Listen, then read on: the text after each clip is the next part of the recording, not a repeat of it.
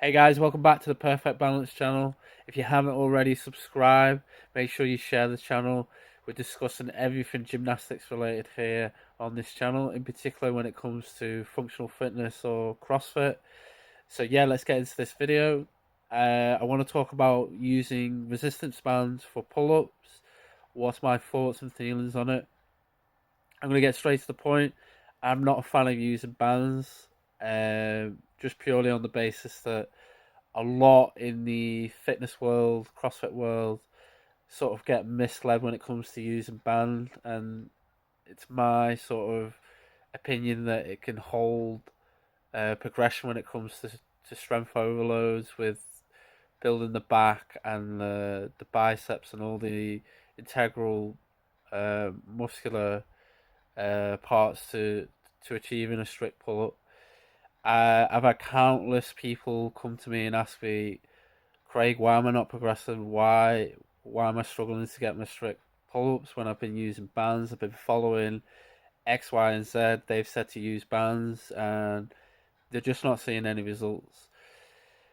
My opinion on bands is, in particular, when it comes to using the high resistance bands, so thick bands with, if you know the colors of the different bands, you'll know the different resistance.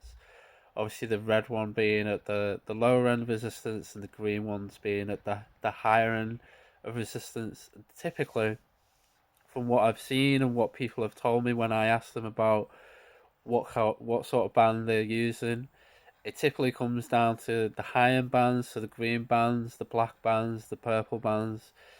And if you look into the resistance in these bands, you're looking at above 50 kilos in some of them.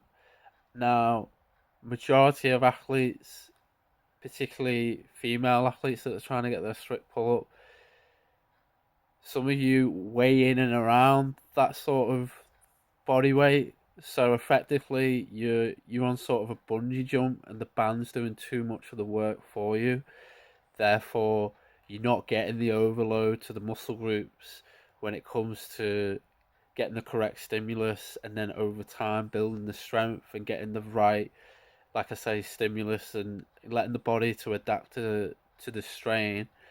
And at the end of the day, you've got to go through different avenues, breaking the pull up down in different ways, which is what we cover here at Perfect Balance in our training. So yeah, just to make this video short and sweet, I'd stay away from resistance bands, and a big one to do is to work on your eccentric pull up. So working from the top of the bar, chin over the bar, and lowering yourself down as much as you can. If that's still troubling you, if you're still struggling to do that, you can use a box. You can use a barbell at a low setting, keeping your feet on the floor, and working the rows and slowly lowering down, and applying that overload, and making sure that we're getting the strength stimulus that we need, instead of having this sort of bungee jump effect where the band's doing all the work for you and you're not really getting the benefit out the workout. So, just my opinion, guys. I like to keep away from green bands when I get anyone to do pull ups. However, if you want to know what it feels like, it's a great simulation just to get to know what the feeling's like. Uh, it's great to sort of mimic what it would feel like to do a pull up. But yeah, certainly those top end thick resistance bands, I would stay away from those personally. Um, so yeah, short and sweet. Leave a comment below. Let us know what you think about using resistance bands for pull ups. Do they benefit you? Do they not? Um, Leave us a like, share this video, and I'll speak to you guys soon. Bye for now.